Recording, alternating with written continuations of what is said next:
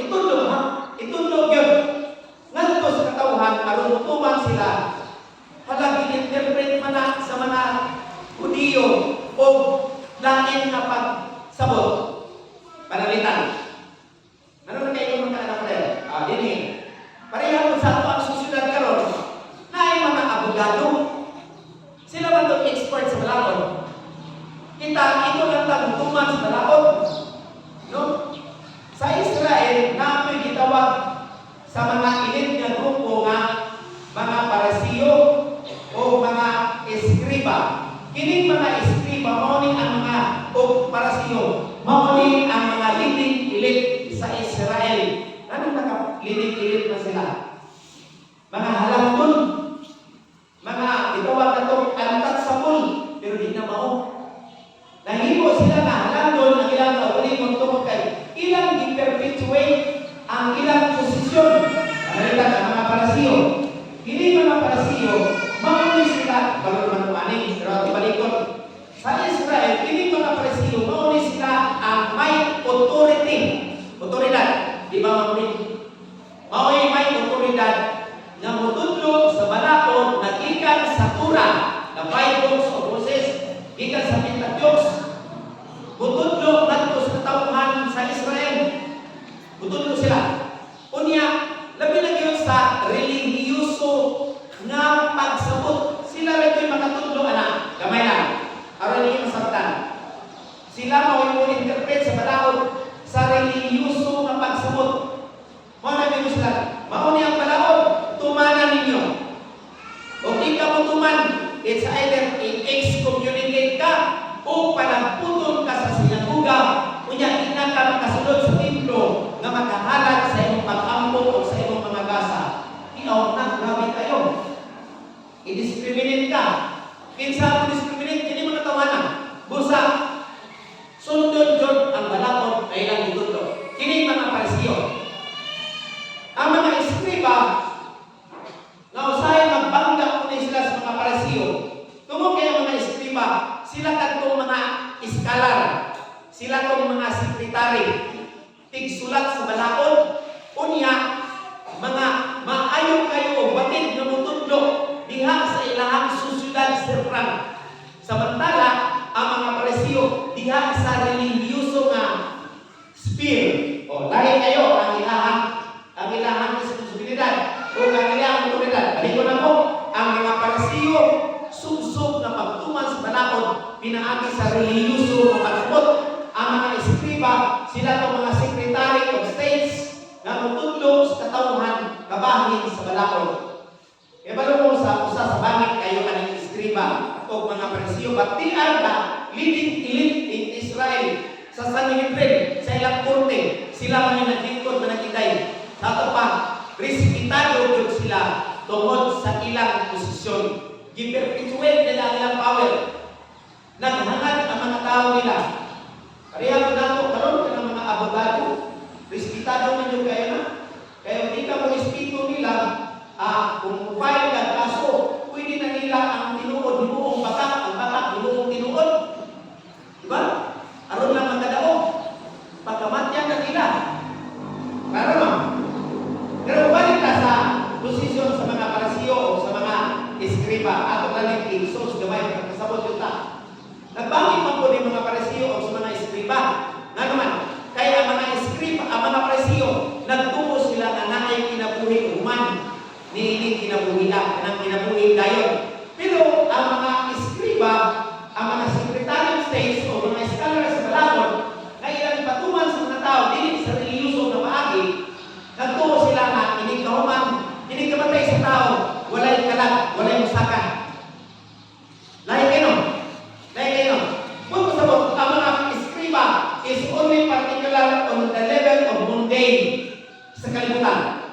Samantala, ang mga parasiyo sa religyoso nga bahagi o nagtudlo sa tawhan nga adunay resurrection o pagkabanaw. Kaya ano pahina.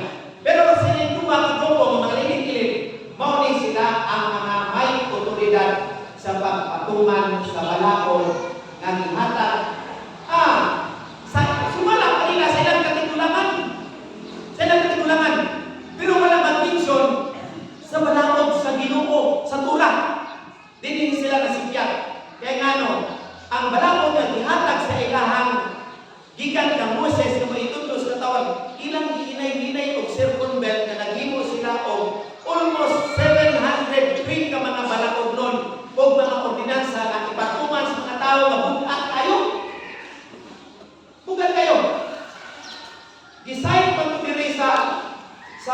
ato ang mga pagbasa. Mo'y patuman na sa tao. Mga tao, muray tao o gihimuan sila. Ang tao gihimo, ang balaod gihimo para sa tao, dili ang tao para sa balaod. Pero sa pag-implementar ni ining mga liling-iling sa Israel, ang mga tao gihimo para sa balaod.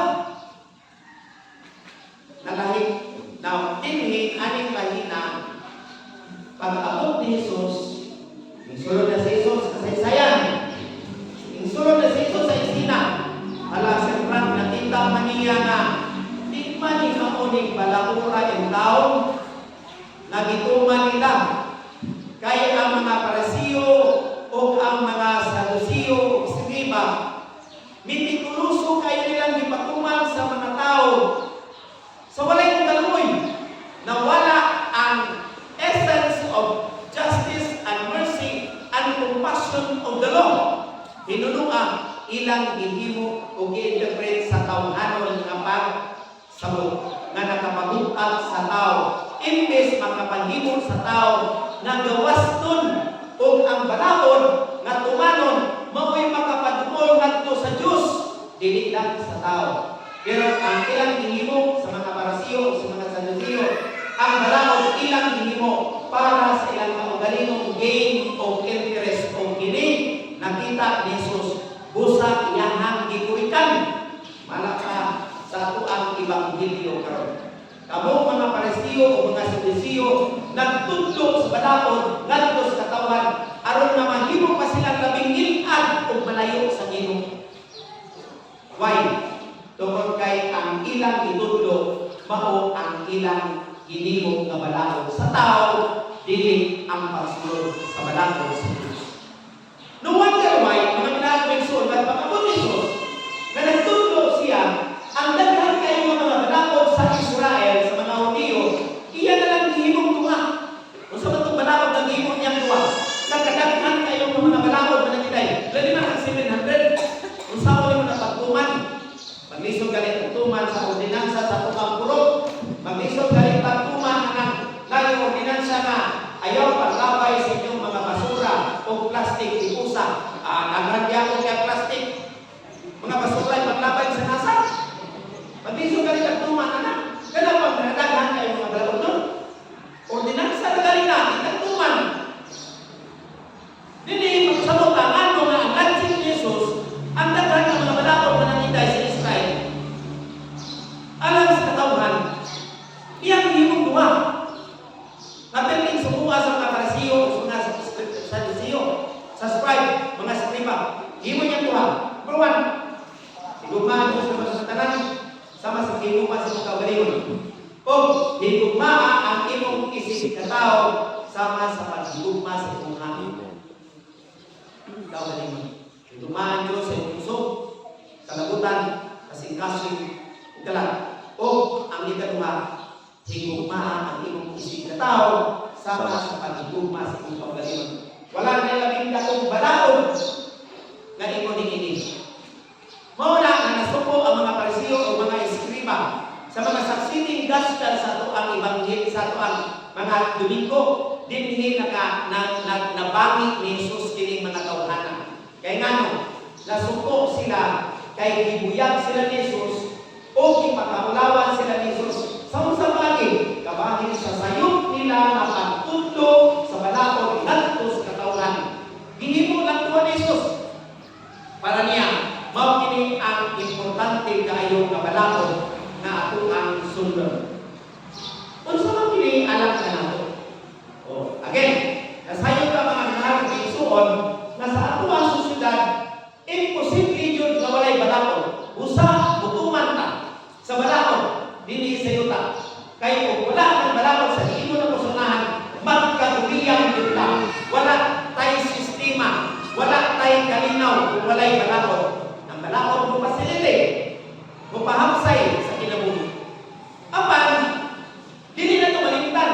Nga kining balaod dinhi sa yuta, sa belo, nga gipahilundog ko nato sa balaod sa simbahan, ang kanundog, nga unta sakton kini dinha sa perspective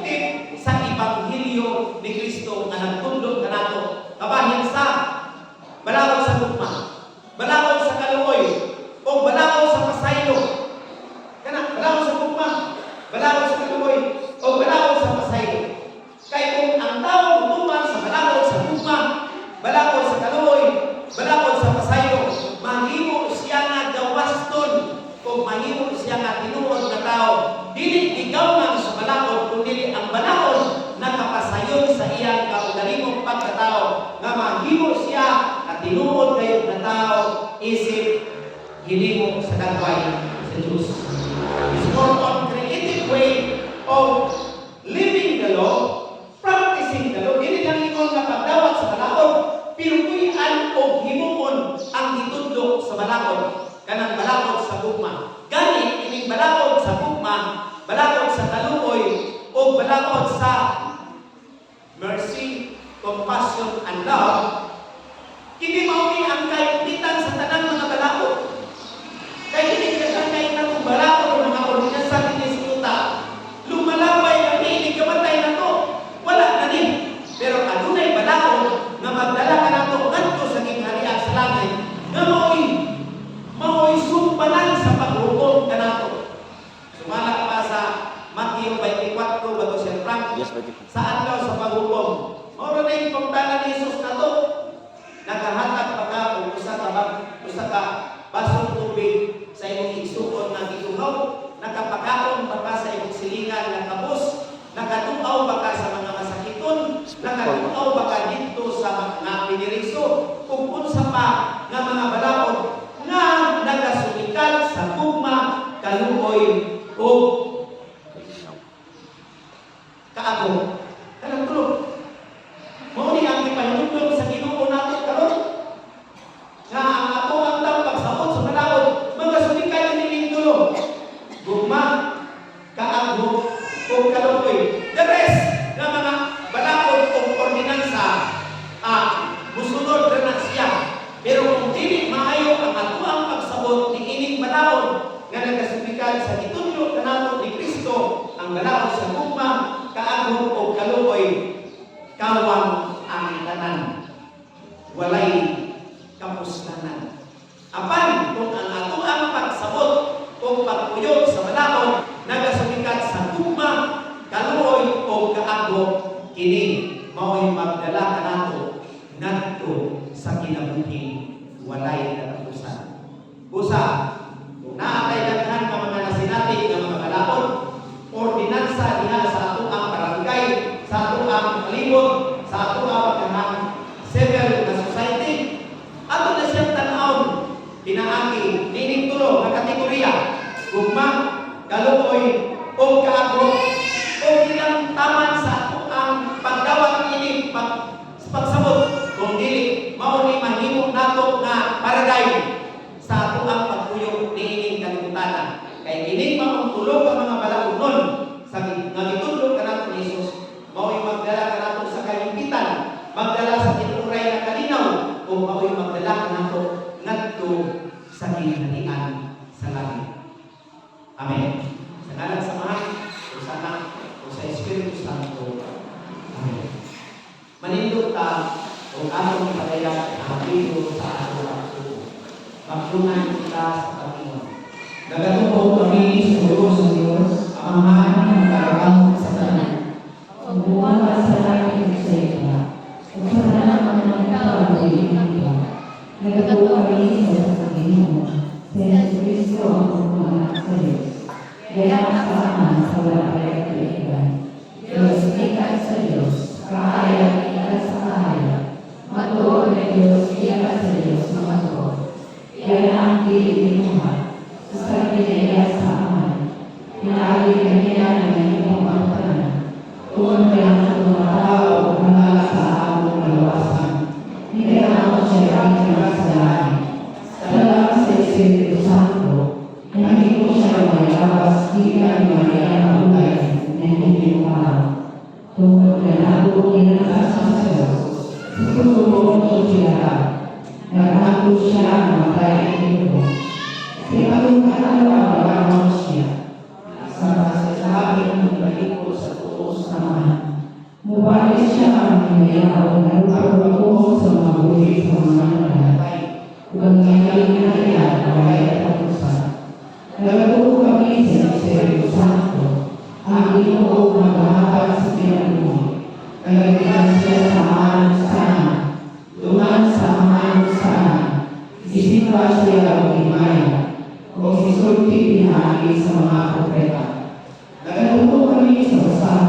Santos kami o pasustuloy ko sa simahan.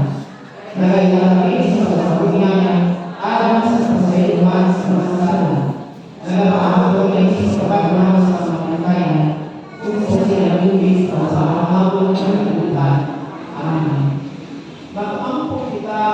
sa amahan nga sa ato ang pagbuhat o pagpulong sa iyang nasugo. Kanunay unta kita maghaon sa iyang kabubuton. Busa ato karon pangayoon ang iyang kanabang obrasya. Sa pagpapampo kita magbuhat, Ginoo sa iyong kaluoy, duda kami. Ginoo sa iyong kaluoy, duda kami. Alang sa namulo sa simbahan, mapungat umakoy ang kanila sa tumang kaangko ang kabubuton sa Diyos kaysa kabubuton sa tao. Mag-angko kita sa Ginoo. Ginoo sa iyong kaluoy, duda kami. Alang sa nagwala sa akong naso, mahitugmaon ka ang ilang mga balaod sa kabubuton sa Diyos alang sa kauswagan sa kanang kaawhan. Mag-angko kita sa Ginoo. Ginoo sa iyong kaluoy, duda kami. Alang sa mga lideri sa kapilingan, sa kagamanan o sa simbahan, na makitos maunta ang akong mga libot sa pag-alagad o pag-amunga sa pinasindi, ilabi na sa pag-amping sa akong kinaiyahan. Mag-ampo kita sa Ginoo. Ginoo sa iyong kaluoy, duda kami. Alang sa akong mga kaisuunan na nag-anto sa kalisod sa kinabuhi, makapaganunta nila ang matuon sa kalibangan sa ilang mga sulan, pinaami sa mga instrumento na nila sa Diyos Kenya. Mag-ampo kita sa Ginoo. Ginoo sa iyong kaluoy, duda kami. Alang sa alamunan, magmasunod at kita sa kalubukan sa Diyos. Mao'y magbiyak ka nato sa pagkinabuhi ng luwasan, malinawon, ilabos sa tanan, may gumaon sa aking isip na tao. Mag-ampo kita sa Ginoo. Ginoo sa iyong kaluoy, duda kami. Ang mga nakaluyon, imong nadumog ang mga pangaluyo sa iyong katawan. Sayod kami na kung wala ikaw, wala kayo ang iyong. Itulog na ang magawat ang grasya na iyong mga kitaganaw. Pinaami sa iyong buktong anak, si Yesu Cristo ang hinuuban banubos. Giniyong ipalay, pinaami Cristo ang Ginoo.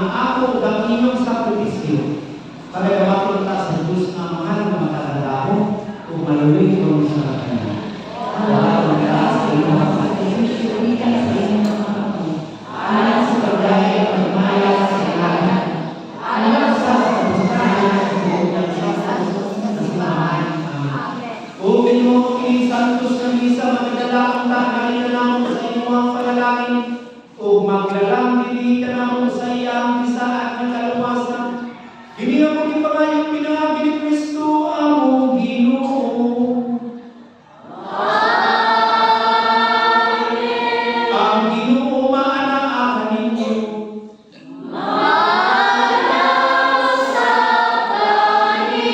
Ibayaw ang inyong mga kasing-kasing.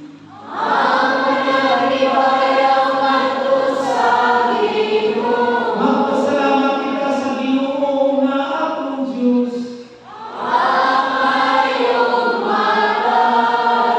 Santos nga mahal Diyos na tunhay ug makalagakon sa tanan. Ang ayong mataro kayo nga magpasalamat kami kanimo. Kanunay ug sa tanang dapit. Pinaagi ni Jesucristo among Ginoo. Kay siya tungod kay naluwi sa kasaypanan sa katauhan. Nagpakatako sa pagpakatao gikan ni Maria nga Birhen. Nagpasakit siya sa krus ug giluwas kami niya gikan sa kamatayon nga dayon. O sa iyang pagkabanhaw gihatag, mihatag siya kanamo sa kinabuhing walay katapusan. Uban kanimo hangtod sa kahangturan. O busaban sa mga anghel ug mga santos sa langit. Nagasanyaw kami sa imong himaya. Duyog sa ilang walay hulong nga pag-abot nga nag-ingon.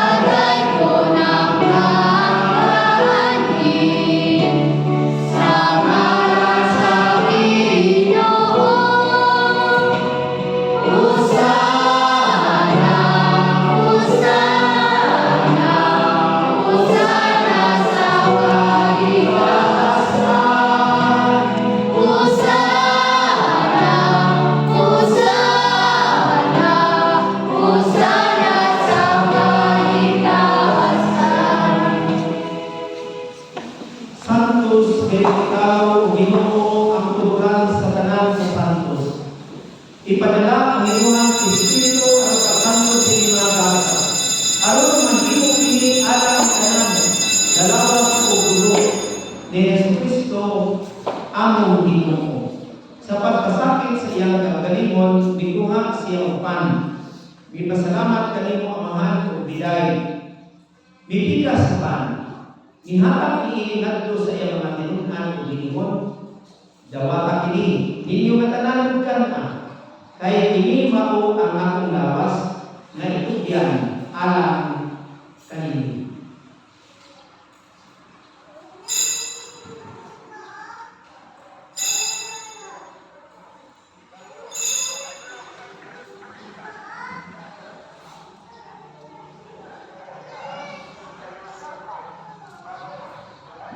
Sa samang paagi tapos ang panimangkon mikupot siya sa kalis.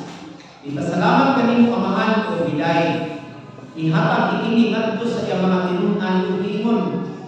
Dawata kini ninyo katanan o pagtinon kamo gikan niini. Kay kini mao ang kalis sa akong dugo. Sa bag-o o tunhay nga kasabutan. Ang dugo nga iula alang kaninyo o alang sa tanang mga tao. Aron ang masarap mapasayo. Buhat ini aron paghandog kanamo.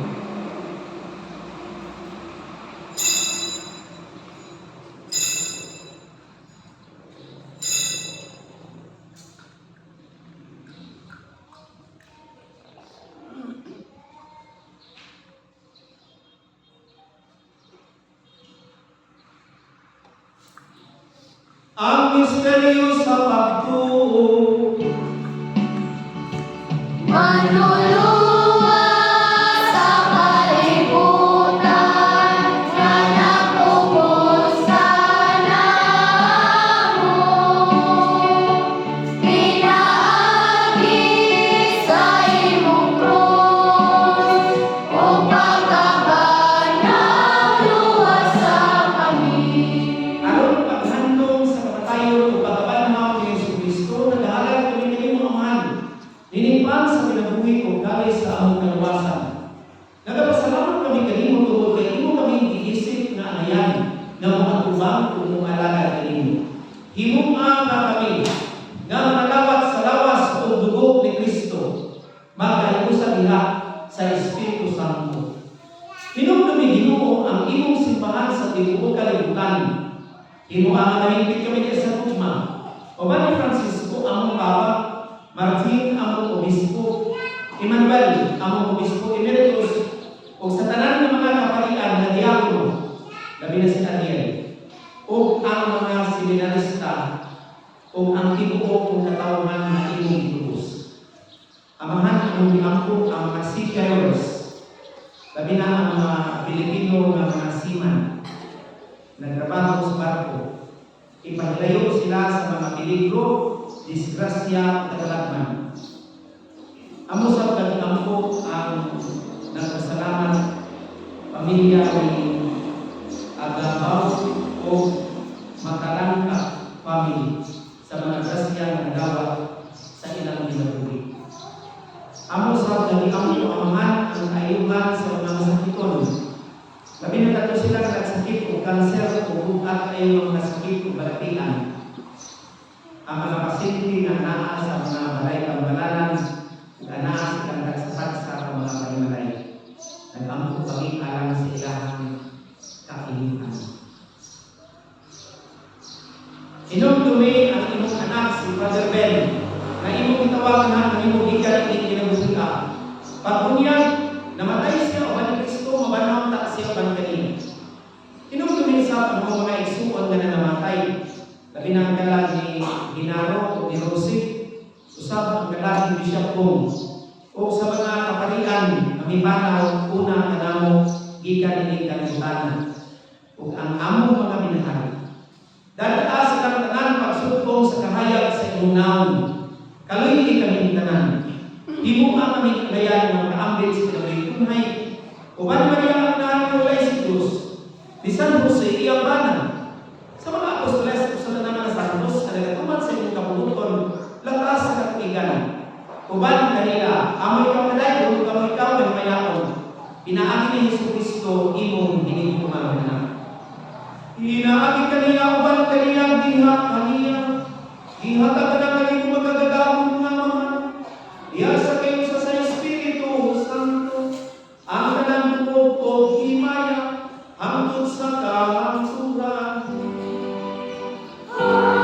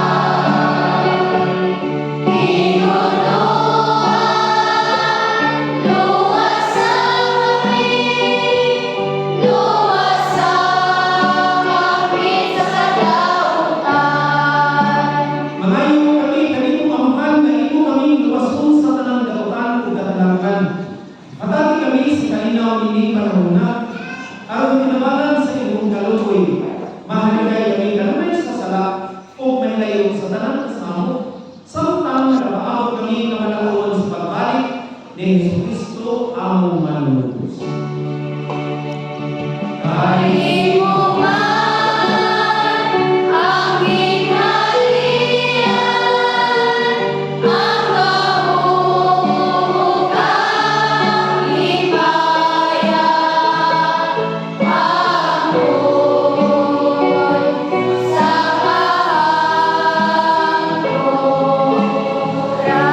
kahangturan. Ginoong Jesucristo, nag-ingon ka sa imong mga apostoles ug ganaw dinhi sa tulos nga misa. Ang kalinaw ibilin ko kaninyo, ang akong kalinaw ihatag ko kaninyo. Ayaw ka daw tanawa ang among mga sala, kundi ang pagsalig sa imong simbahan ug sigo sa imong kaburuton. Hatagin kami sa imong kalinaw kay usa. Ikaw